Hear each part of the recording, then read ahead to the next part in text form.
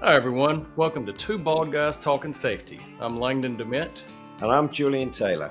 And welcome to our podcast.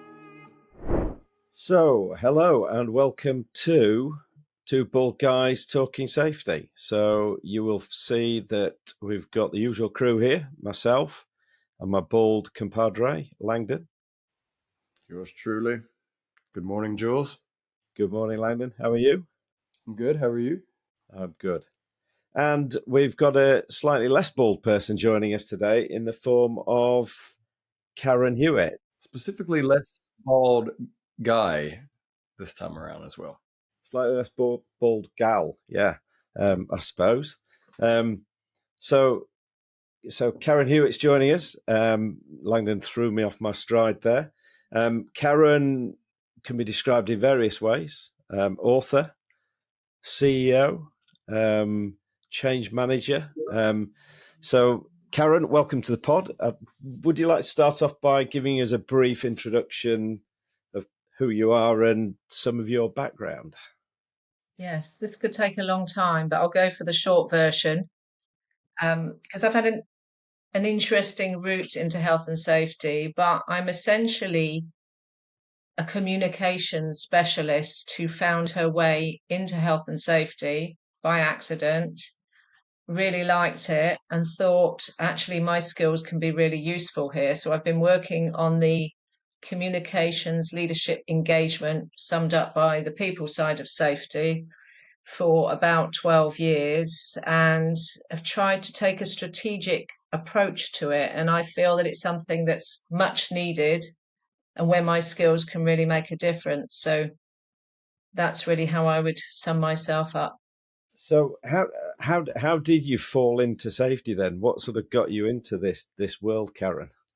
Yeah, so I was actually working as an interpreter at the United Nations. So I decided midlife after my career in communications that I would retrain as an interpreter because I've always loved languages. I'd kept my languages on the back burner. And so I did a master's in simultaneous interpreting, did some more exams to get into the United Nations, and was sort of doing that part time. So when something came up, I would do it. And then an old friend who I used to work with reached out to me and said, "We've got this job. Would you be interested?" And the job was using my ability to, I guess, engage with people and work a room to get people engaged in health and safety. So I ended up delivering leadership programs for health and safety. Just discovered I really loved it. I had a chance to make a real difference. So I sort of got the bug really. And then I started sort of working on my communication skills, my people skills even more so that I could really fly the flag. I started sort of training myself up in health and safety, which I continue to do as well. And I've never left it really, although I've moved out of large organizations and gone to work for myself. I've never left this niche, which is quite a big thing for me because I need a lot of change. So it must really inspire me. It sucks you in, and then you get caught by the bug. That's the thing that we see all the time with health and safety. And what I love about so many of the people we speak to is the sort of amazing eclectic backgrounds they come from. So I think you're the first UN translator that we've had on the podcast. So that's another first for us. So what was it? You said you became passionate about safety. I'm sort of interested. What was it about safety that really grabbed hold of you, Karen?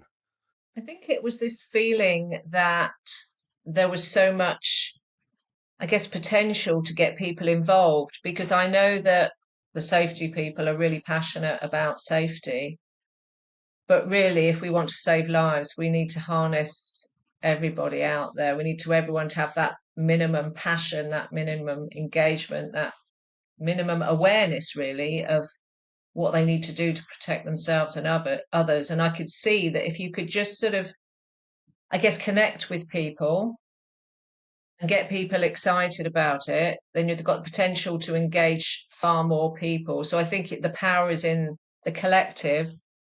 And even now, I think we're still not tapping into it like we could. So it was the opportunity to really make a difference to people, to get inside was going to say their hearts, but it sounds a bit cliche. But, for them to sort of go away thinking, oh, wow, what we talked about then really made a difference to me. And I'm gonna think about that when I go away.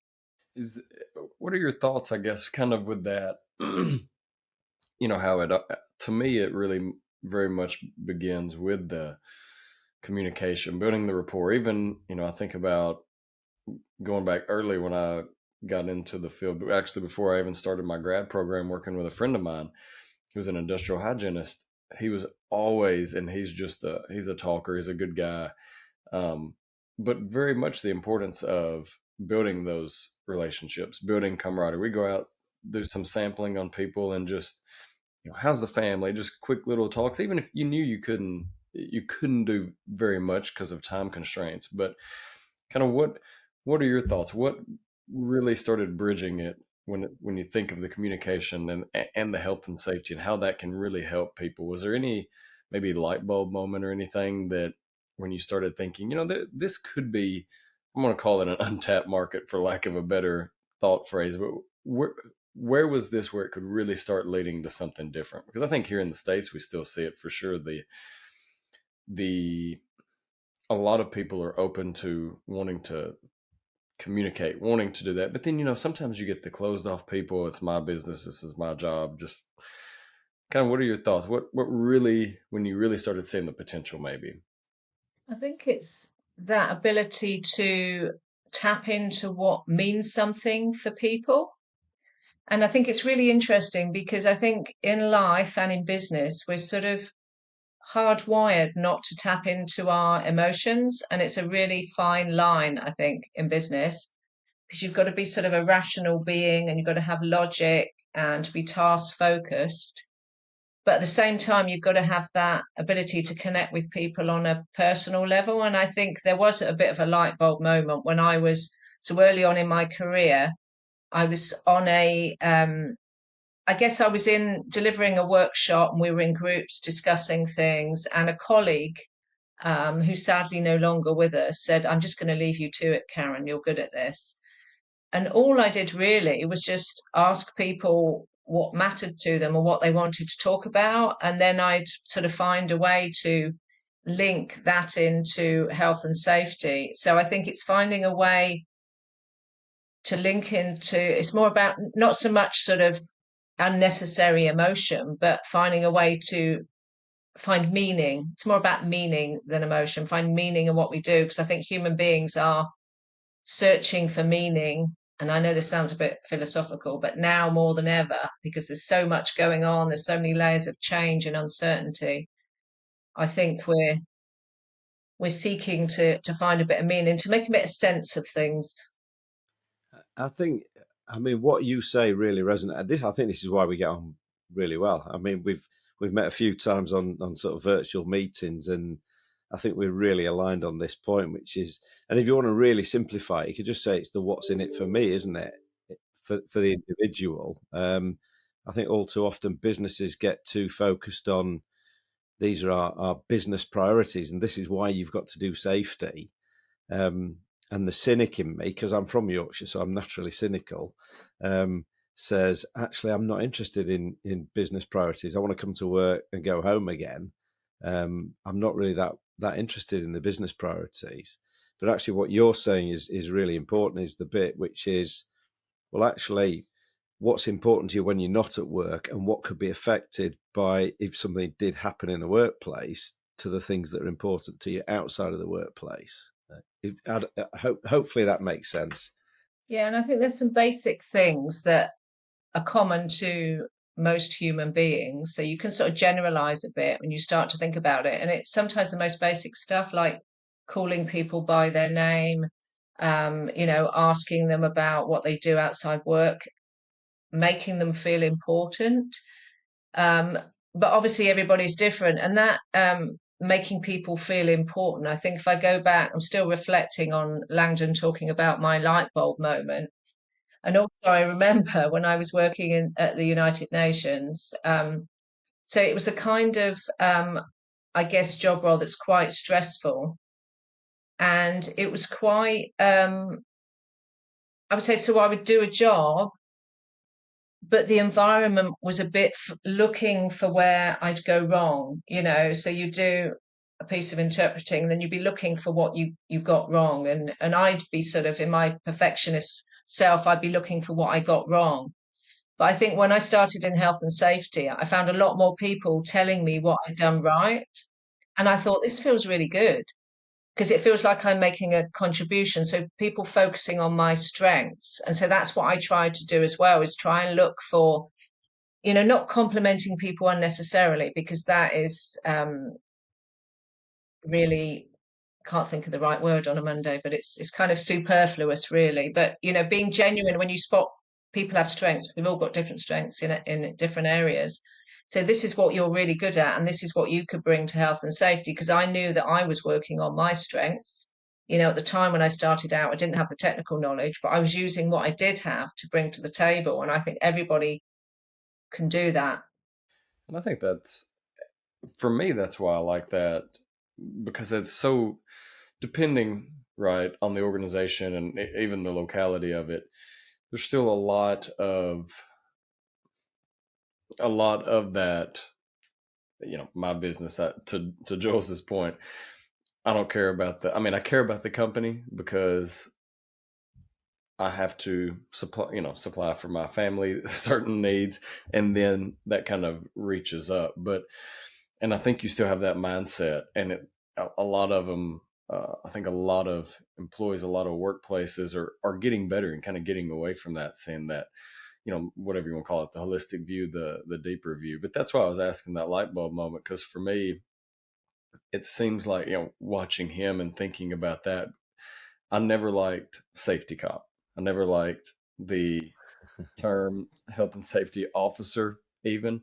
And I know that's not always meant in a negative connotation, but I don't know that. I mean, I support the police, so it's nothing like that. But it just seems like a very, I don't know, more official, quote unquote, or whatever. Whereas, when you have the health and safety advisor, the professional, whatever you want to call it, that role seems then it can be much more of health and safety. There's little increments of change management continually being done.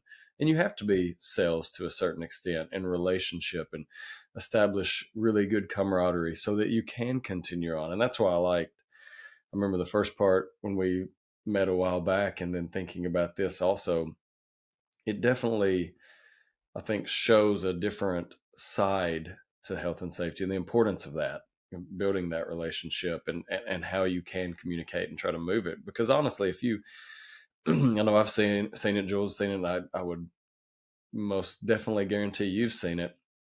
Organizations, when we try to just create programs and implement them and go, it's tough to make that successful when it's just here's your whatever, here's your document, without actually trying to get that deeper understanding of, what are you wanting to do, and this is why we're doing it, and whatever type of rapport you're wanting to do. So I think it's an interesting, that's what I do really like, is that area that you have come from, and how you've really made it branch out so much. What are some things that you see as a driving force for that, more so in an organization that maybe is a little more lack of receptive, maybe is the nice way to put that? I think we tend to be very much focused on ourselves. I'm being very general about people, unless you consciously make an effort to think about the other person's point of view. And from a communications background, the first thing you get drummed into you is, what's your target audience? Who's the audience for this? So before you do anything, before you even move, you've thought through, who are my target audience? So that's why I think people from a marketing comms background actually make good health and safety people.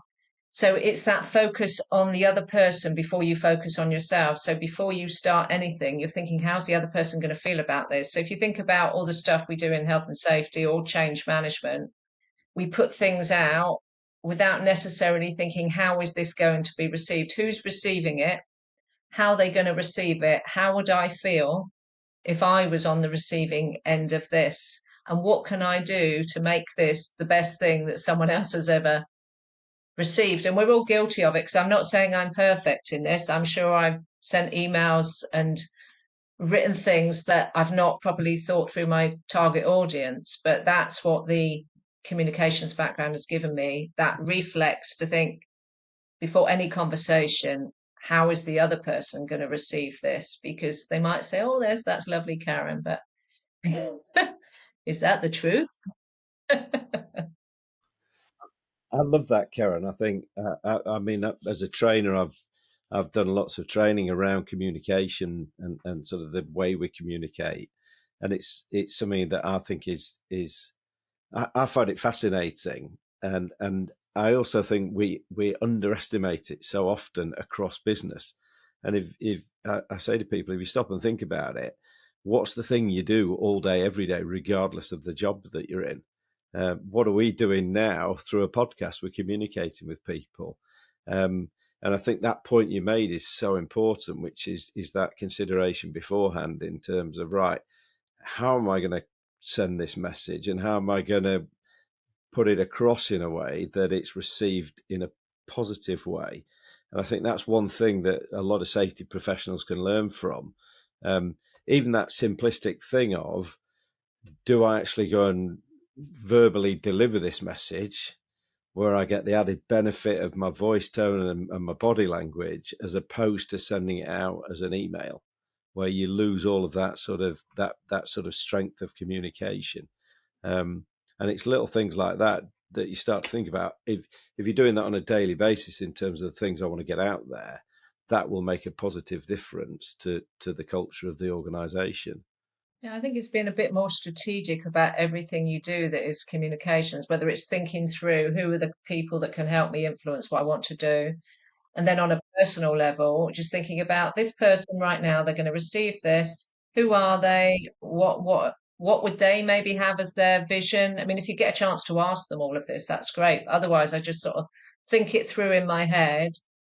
What's going through their head right now, what day of the week it is, what will they be doing, how they're going to feel, is my communication right now going to help them or hinder them? And if if in all doubt, I try and be as simple as possible, because I think we also tend to think we've got to impress, particularly when we're communicating with senior leaders, and we've got to have, the full Monty of communications with all the details, stacked layers and layers of it. But they are just people as well, that are busy people. And sometimes they just want something really simple that they can make sense of, that they can make meaning out of it. So if in doubt, with no other information, I just go for simple. I say, if in doubt, put it in your drafts and wait Yeah. until tomorrow and then take another look at it. That's another version of that one, isn't it? So, yeah. Jules just throws it out. Yeah, that's another one. I also like going for metaphors as well, because not everybody is a safety expert. So if you can sort of hang what you want to say on a nice little anecdote, story, metaphor that maybe comes from more of a universal experience, something people can relate to, you can then take them somewhere else, and then they can say, hang on, I know what she's trying to say for safety now. This makes sense to me. I mean, I love stories. I mean, I train people all the time, and I talk about storytelling all the time, because it's a really nice way of validating what you're saying and sort of illustrating it at the same time. So I think it's a really powerful tool. And it's funny, isn't it, when you talk about storytelling, most people just do that inherently without even thinking about it. When they're communicating, they tell stories about the things they've done, the things they've seen. But again, it's a really good thing to bake into the communications that you're doing. Yeah, we think it takes a bit longer. I think the fear is one, thinking it's going to take longer. There's also the fear of not being physically attached to our PowerPoint slides. And there's the fear of what people are going to think, because we've bucked the status quo, because we kind of do it naturally, but it's almost like we do it naturally when we're given license to do it. But when we're in a business setting, there's this feeling that we've got to go boom, boom, boom, objectives, aim, actions. And I think for me that goes on in the background, but I've already thought through, that agenda, and then I think, how can I piece it together with a story? Absolutely, yeah. What are your thoughts? And I think so. Some of it seems I like the when you think about that communication and the stories and building that with even frontline workers, what are your thoughts to the leadership as well? Is that pretty similar for getting them involved in health and safety, would you say? Yeah, so it's interesting. You need a nice combination of the two again, sort of walking a bit of a line between knowing that they're going to be impatient, you haven't got a lot of time, but you can still sort of hit them square between the eyes with some really interesting analogy that changes their mindset and makes them see things differently. So, often when I'm working with senior leaders, I don't have that much time. I guess maximum I would have is a couple of hours, very often shorter than that. So I'm thinking simplicity. What are my three key points I want to get across, and how am I going to get them across? There's a lot of preparation in advance, thinking what's going to really resonate, what kind of language, what kind of story, what kind of metaphor. So I tend to open up the mindset a bit and challenge the thinking with something that I would say would be taking a bit more of a risk with communications, which is a story or a metaphor. And then I sort of come in straight away with the message. This is why I'm telling you this, and there's the message. What do you think? And then open it up for a bit of feedback. How much does that message change from organisation to organisation then, Karen? Well, that's an interesting question. Love it. Yeah, so there's a degree of commonality and similar issues that organizations are having around safety, and it depends on the level of maturity. But then every organization has different risks. So I'd say the relationship of senior leaders to safety is fairly similar among organizations, but the risks are different and the risk perception is different. So, there will be a lot of the same message, but I very much need to be aware of, I guess, also the culture, so you can link into the way things are done. So you're not really talking about revolution, you're talking about evolution. How do you already do things? What are your strengths? What kind of risks are you looking to tackle? How aware are you of them? But I would usually look to find all that stuff out in advance so that when I get in front of people, I can be more targeted. So receptiveness, I think, what type is it coming around from the leadership perspective at plethora of industry type and organizations that you work with? Are you seeing, for the most part, positive receptivity to this and to better engagement and communication, or are you seeing a little bit of, oh, really good, and then all of a sudden just shaking your hand or shaking your heads? What are you seeing right now? Yeah, so I think there is more receptivity to health and safety. I think it's seen more as a minimum standard now that people have to get involved on. I'm still seeing a lack of awareness. So obviously the hardest thing is to get people in a room.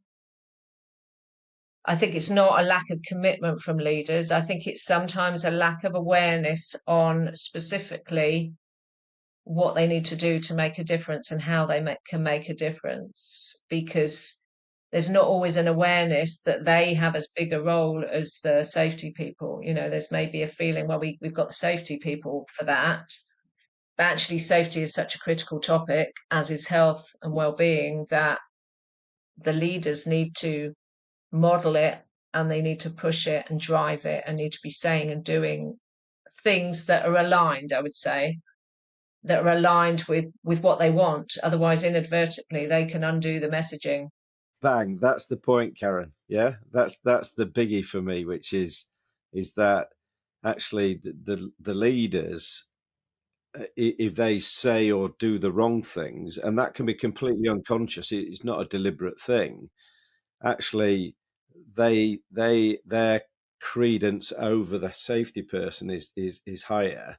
So actually, that's the way people go. That's what happens, is that people automatically follow the leadership line, and safety sort of is damaged as a result of it. So I think that's such an important point, is that the leadership behaviours are a critical component to all of this, because regardless of what the safety people say, if leadership say production at all costs this week, that's what people will go and do, and their safety will get sort of not ignored, but it will get waylaid as a result of that. So I think it's a really important point. I got asked a really difficult question the other day, so I'm going to try it on you, Karen, and see if you can answer it any better than I did. Okay, which was around this whole sort of getting leadership engaged. How do we deal with those really intransigent leaders who sort of don't want to sort of get engaged with safety, don't want to be the sort of the right word is leaders around safety?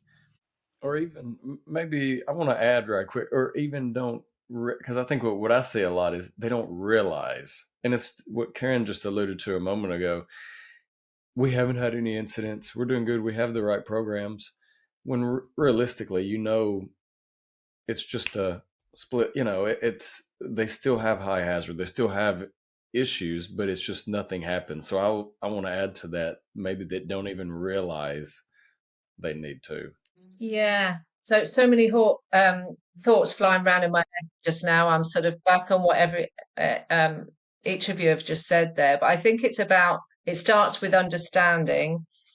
Stephen Covey said, seek first to understand and then be understood. So senior leaders are human beings with different priorities. And I try and think, well, how would it feel if I was in their position? Because often it's not a lack of goodwill or intention. And I think to understand, you have to ask really good questions, as you two are doing today. So I think that takes us back really, I guess, to two things. One, the role of the health and safety person as a challenger and a coach who can ask really good questions. And a question like to a senior leader, when you did that, or when you do that, or when you say that, how do you think the workforce would see that? If you were one of them, how would you perceive what you did or what you said?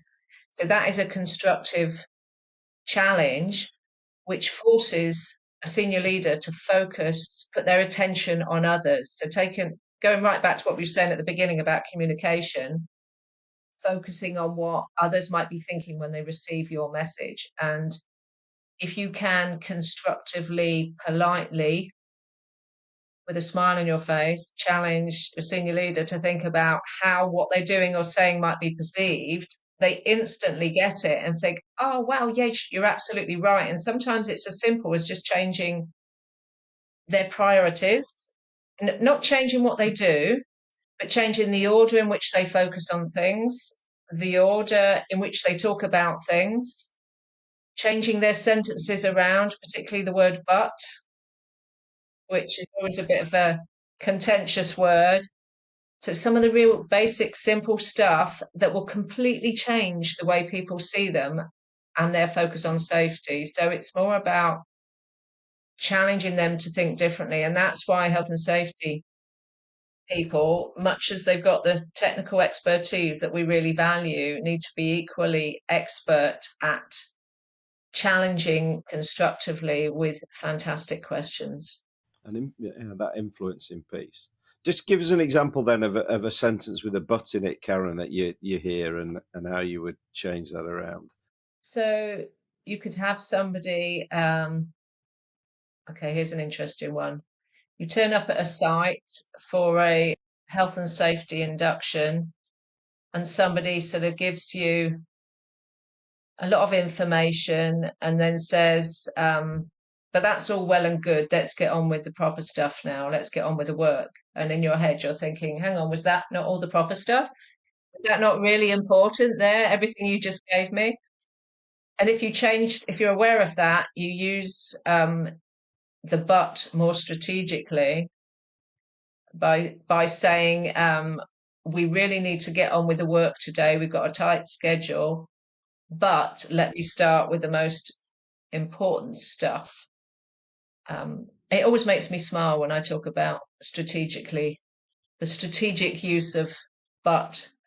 But I think that's fabulous listening to that, because I was going to say the thing with that is for a lot of people, that would just go over their heads. They wouldn't see the negative in the placing of the word but. So I think it's really useful, and that's where people like you are great, Karen, because you just come in and make people think slightly differently about a different element of safety, but one that has a really, really big impact in terms of the results. As a business, we're trying to promote this idea of talking about safe operations. So stop talking about safety culture and operations as these two disparate, separate things, but actually talk about safe operations and make that the terminology that you use. So when you're talking about the way that your business runs, the things that it does, safety is just a natural part of that conversation. It's not this separate thing. So I think that's really interesting what you were just saying there. Yeah. Yeah, it's really, I don't want people to get too hung up on words, because I think you've got to have a license to be yourself, a bit like we're doing here today as well. But there we are, strategic but I'm gonna have to watch my butts now. But it really is important to, I guess, particularly when you're talking about safety, to think, how is what I'm saying or what I'm doing or the order in which I'm doing things, or what I'm doing, even when I'm sort of driving into work, because we're never really invisible and senior leaders are more visible than anyone. How's it going to be perceived, and how's that going to impact what we actually want people to do? And as you say, that could be going against all the stuff the health and safety people are trying to do. So it's about communicating with the leaders in a way that you can line them up with you, and then that makes your life a lot easier. I was going to say even the way that we do safety. So, I mean, one of the interesting things that we see all the time, we're obviously we're linked to a technology company, and but one of the really interesting things we still see is so much of safety is done on paper. So go and report something you've seen. Go and write it on a piece of paper. But again, what perception do people have of safety if it's still done on bits of paper when everything else in your organization has been systemized? It's done on apps. It's simple. It's easy. There's been investment into it, and that's the big thing. It's that investment, isn't it? So the lack of investment in safety kind of starts to send the message as well, in terms of how important it is. So the wording, the way we do things is really important if safety is going to be effective. Go on, Langton. You look like you were dying to say something. I could just talk forever.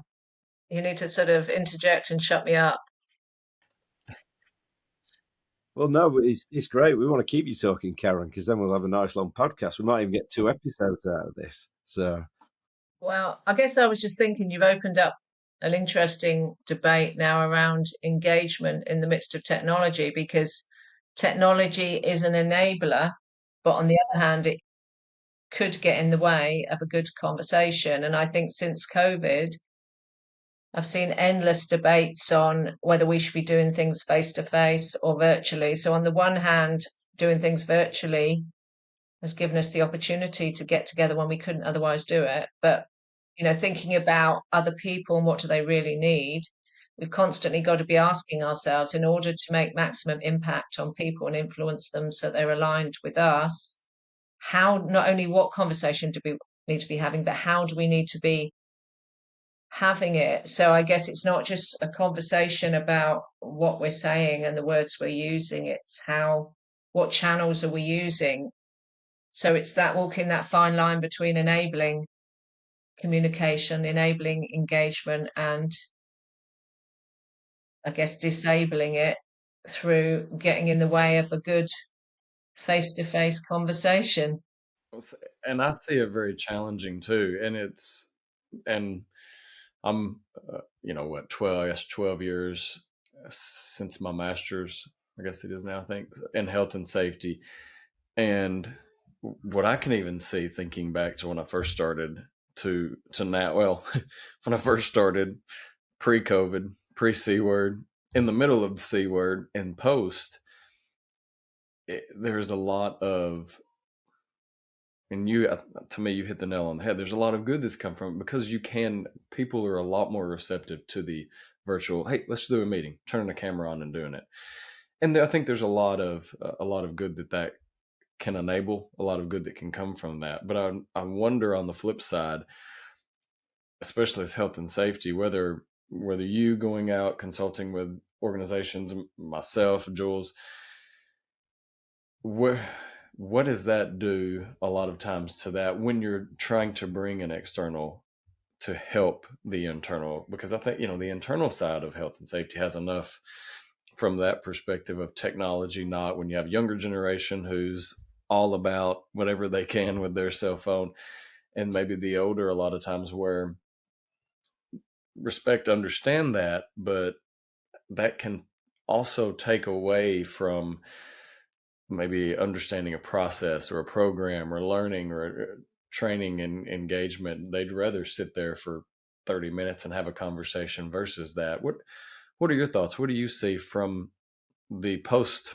apocalyptic C word we're in now to prior? Are you seeing a better change, do you think, when it comes to technology, or maybe a little bit of both? It's okay. You can speak freely. Yeah, I think it's starting to settle. And I think, again, just going back to, I guess, how can you get maximum impact with the best combination of technology? And sometimes I think it means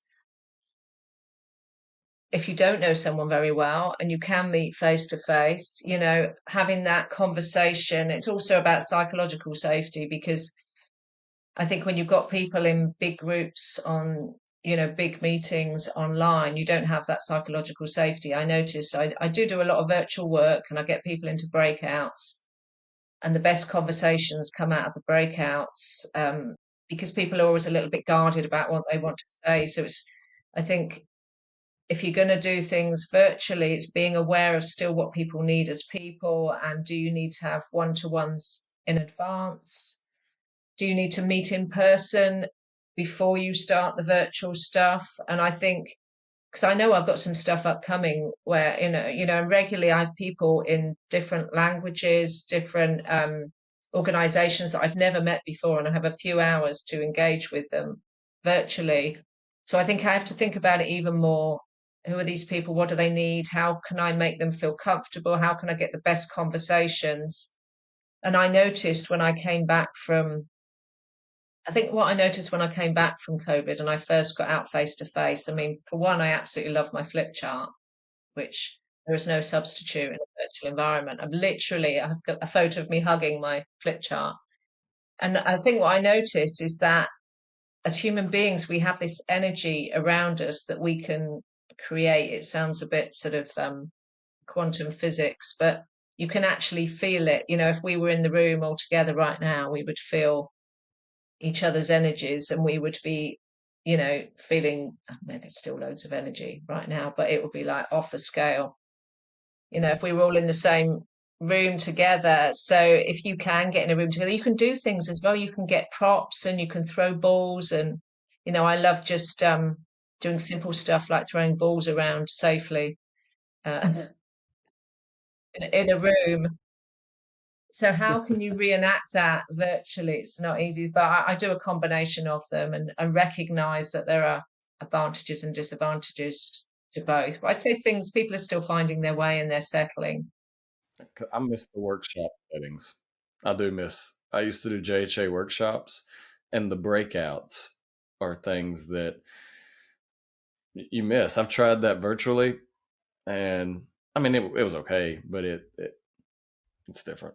It's not the same. It's definitely, as a trainer, Karen, I love you. I love what you're saying, because I think I'd love a flip chart. I do have to say I've modernised slightly, and I have adapted to a whiteboard as well, even. So, but just that ability, it's amazing the energy you can create, like you say, from not just you, but even getting the delegates to use something like a flip chart just to gather together and start writing stuff down. And I still think there is nothing to beat that face-to-face interaction. When Langdon was talking earlier about what do we call safety people, because officer sounds a bit too like it's the safety police.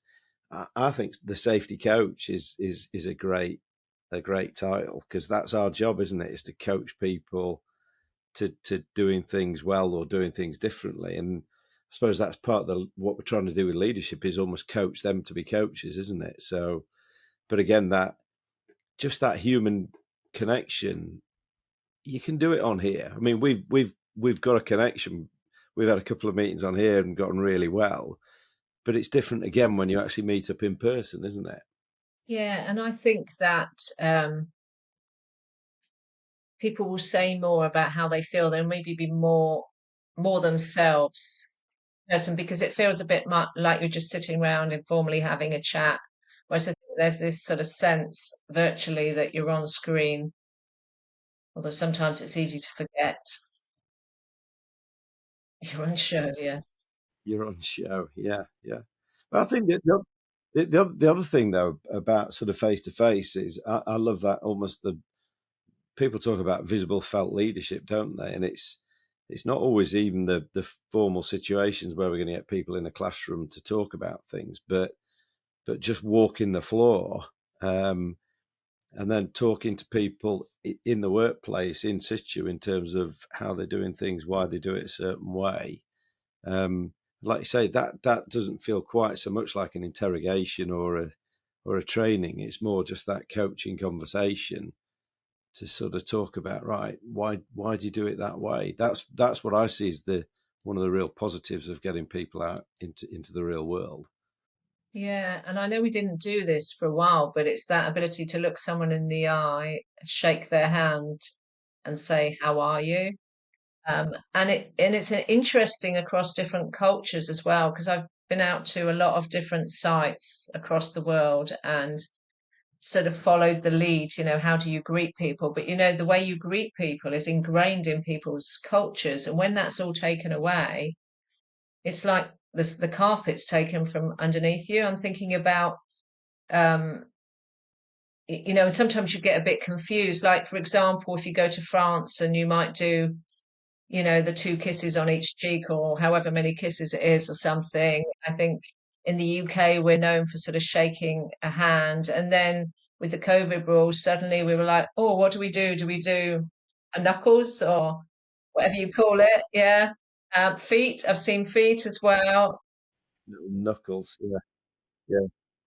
And I've seen it completely sort of shake people, because it's something that, you can have an instant connection. I remember going out to Thailand years ago.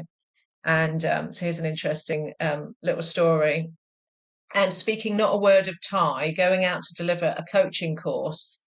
So I sat on the plane on the way out next to a guy who was married to a Thai woman, and I said, "What do I do to connect these people? I don't speak a word of their language. I'm just praying they're going to understand me when I get there." And he taught me how to say, "Hello, how are you?" with the gestures. So I was sort of memorizing that all the way out, got there, opened the session with that, and it was like this moment of magic where they're all sort of smiling at me, and I knew from that moment it was all going to be okay. And as it turned out, that probably they only understood 50% of what I told them in the whole 3 days. And what I had to do was do a lot of demos. So I was with two other people that were delivering with me. We had to kind of slightly rethink our strategy, but our success was determined at that precise moment where I just did those two things. It was a combined set of words with hand gestures, where I sort of met them, I guess, at a cultural and a comfort level. So, you can do that. And you attempted. Yeah, yeah. You tried. You made the effort. I think that's crucial. Yeah, and I think because I obviously Thai isn't one of my languages. I speak a few European languages, and when I go out to deliver stuff on site, I turn up thinking I'm going to inspire them about safety, and often they're more inspired by my effort and my ability to speak their language, which kind of says something about human connection, really, because when you make yourself vulnerable like that and you connect with them in their language, you're saying kind of, I'm going to meet you where you are. I'm focused on you. And when that is as genuine as that, then people will give back to you, and they'll almost say, well, you've done this, I'm going to listen to you now. So I'm not saying you have to learn a million languages, because that is hard work, but even just the greeting worked for me. So I'll try and speak American next time I see you, Langdon. No, I wish you would. I attempt British, but I usually just get a laugh. So there's that. I am mocking, but as somebody who spends a lot of time in America, it is amazing how much difference there is. We think it's all English, and it's not. It's there's definitely American and English. It depends on where you are. Chicago's totally different than Tennessee. So there's that. I was just going to say, you've bridged that gap, the two of you. Now, utterly seamless. We try our best. We try our best. Yeah. You talk about leader like, Karen. I'm really interested just to hear a bit more about you sort of where that came from and what you mean by that. Yeah, so it just literally comes from like a leader, because since I started out in safety, I realized that's what we were trying to get out of people, for people to be more like a leader, which is kind of about, knowing what's the right thing to do, how to step up, speak out. So leader like is just like a leader. So that's for anybody at any level in the business or organization. Yeah. Yeah. So you have to be clear and distinguished, because we're often talking about senior leadership. We're talking about the untapped potential of everyone to be a leader, and possibly the most unlikely people that you really need when it matters. And how can you, tap into what's within them? You can anonymize this, and I like it as well. So give us an example of the most unlikely leader you've sort of identified as you've been working with people. The most unlikely leader. I can feel this is a new podcast or something coming. The unlikely leader probably is you walk into a room to sort of impart a message about safety, and the person that seems least engaged, uh, either least engaged or most vocally against your message, very often turns out to be your biggest fan and your biggest supporter, but they want to be heard. That they're either holding a belief which is opposed to what you're doing. For example, the belief that you shouldn't be standing around talking about safety, you should be getting on with the work. So it's a belief they hold that you just need to understand and challenge. Or it's just they want to be heard. They've got so much other stuff going on, because I've often found I'll open a session with an open question. How are you?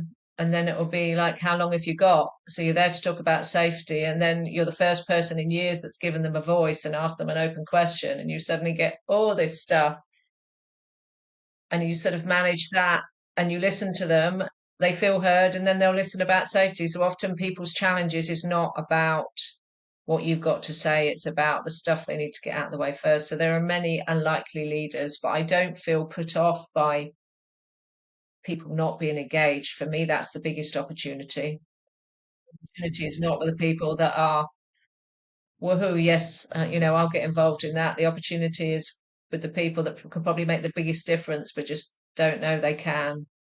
I love that because, and I say this to the people in our organisation. It's amazing how often exactly that you walk into a room and the most negative person. I say go and talk to them, because actually that person invariably will become your biggest advocate if you can win them around. And I think another really important point, it kind of brings us full circle in terms of communication, is really that not sort of often you negative sort of drives their negative behaviors from the person that they're talking to, but it's more actually getting people to stop and think, well, what's driving the negative behaviors in the first place? What's going on in that person's life that's actually causing them to behave that way? And like you say, often if they've not been heard, they've not been listened to, they've seen that safety has not been a priority previously, they kind of come in with the kind of negative mindset because of sort of previous conditioning. and it's recognizing that and talking to them about that. Yeah. Yeah, and if we generalize on this, you think about health and safety as a profession, just those words, health and safety, will probably get an eye roll from, I'm not sure what percentage of the population. That'd be an interesting statistic. We could do a little focus group and see of a group of 1,000 people, how many would eye roll just at the words health and safety. So we're up against it already. So I just prepare myself for it. It's like the elephant in the room that you have to sort of say, there it is, there's the elephant, let's talk about this before you can even go past the elephant. So health and safety in itself is the elephant in the room. And I love it. It is. Yeah. I was laughing the other day because I got asked for my first selfie, Karen, the other day Oh, brilliant. I love that. as a bald guy who podcasts, and and I was very proudly telling my daughter, "Look, your dad's an influencer now. I've got asked for my first selfie," and she absolutely did the eye roll. But yeah, but it's only health and safety, Dad, isn't it? So I think you're quite right in terms of that perception, and we talk about it all the time. Is how do we change that perception from it being this dull, boring thing that's done by people in anoraks to actually there's so much. Why do people like you get so engaged with safety if it's so dull and boring? Yeah. And also, I'm still thinking about what you were talking about differences between UK and the US, but I think we can all be different. But I tend to say, let's focus on what unites us rather than what divides us. And that's what you two have done because you've produced a podcast called Two Bald Guys Talk About Safety. So you may have so many differences, but you found what brings you together, what unites you. Oh, we have lots of differences. When we get together, we realise all the differences, Karen. But it's good fun. Yeah, yeah. He likes hot wings. I don't. So, Yeah, I've sent you a bit off track now. Sorry. Those weren't hot. no, it's good. We love off track. That's part of what we want to do with this is not be too structured and too formal. So it's good. I'm conscious of the time, Karen. So I just wanted to sort of wrap up with you talk about build, buzz, bake. So just I think let's just kind of finish with sort of talking a bit about what that is, and maybe a bit of a promotion of your book as well at the same time because it's a good opportunity for more people to hear about it and be able to go and read it. Yeah, so Build Buzz Bake, nothing to do with cooking, but it's certainly got people talking. Whatever people think of it, it's quite memorable.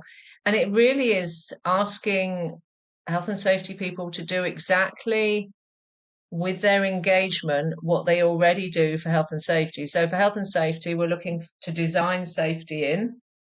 We don't want it as an add-on. We're looking to take a long-term view. We're trying to get all the organization involved. And so build is about, designing it into existing processes, pre-engagement, getting all the right stakeholders involved. What's your influence map? So all that stuff you need to think about before you start to communicate so that it's not an initiative, it becomes something that's part of the organization. And then the buzz part is a bit more self-explanatory about how you communicate, but it's more communicating an experience for people, tapping into what's meaningful for them rather than just transmitting a message and saying, here you go. And then the bake, if you've done build and buzz really well, it will already start to be baked into the DNA of the organization. So that's really what bake means. And then there's other little touches you can do to start to get other people in the organization talking about it. So it takes on a life of its own. So it's really just a 3-step formula with steps beneath it based on successes I've had with other previous organizations to get to safety becoming a movement, really. I could describe it. It's not just something that the safety people do, it's a whole cross company movement that even the financial director, the HR director, procurement, that they're all involved and talking about it. And my book People Power tells you how to do it. Great. So there you go, everybody. Go and read the book. And if you want to hear more, your organisation, Karen, is called what? Leader-like. Leader-like. And it comes up straight away in Google, I know, because I've done it. So if you put Leader-like into Google, if you want to talk more with Karen, that's probably the easiest way to sort of make contact, isn't it? Yeah. Always happy to speak to people passionate about this people stuff for health and safety. That's why I get out of bed in the morning and speak to you guys. And it's the centre of health and safety, isn't it? It's people. It's not about process. It's not about paperwork. It's not about documents. It's actually about people. Because if the people, All the P's. See what you did there. all the P's, yeah. So yeah, without even trying, without even thinking about it. So there you go, Karen. It's been a pleasure talking to you. I'm sure we could have carried on for a lot longer, and what we might do is invite you back, and we'll do a round two, and just carry the conversation on, because it's been really interesting, and I think you've got so many good things to say, and so many of them. What I love about them, it's simple tips that people can apply to the interactions and the conversations that they're having with people. So thank you very much. I'll let you say goodbye, and then I'll let Langdon sign us off in his normal fashion. Yeah, thanks so much for allowing me to be one of the ball guys just for the space of a morning or an afternoon. It's been an absolute pleasure. I really feel like I should have sort of done something different with my hair, but I'm glad you've embraced me just as I am. Thank you. It's been an honour. We maybe need to get some swag and get some bald caps for guests, don't we, so that they feel at home. Yeah. That's what we've been pushing for, bald caps. But no, we definitely appreciate it. It's been a pleasure, and we look forward to speaking again soon. But to everyone else out there, as you go about your days, your busy lives, remember to stay healthy, stay safe, and watch each other's back out there. See you, everyone. Hey, everyone. Really appreciate you tuning into this episode of Two Bald Guys Talking Safety. Please follow and subscribe to wherever you stream your favorite podcast, or visit us at evotix.com. And if you want to see how follically challenged we really are, come and check us out on YouTube. If you've got value from the podcast, please go to Apple Podcasts, and in the review section of this podcast, if you could leave us a review or a rating, that would be great.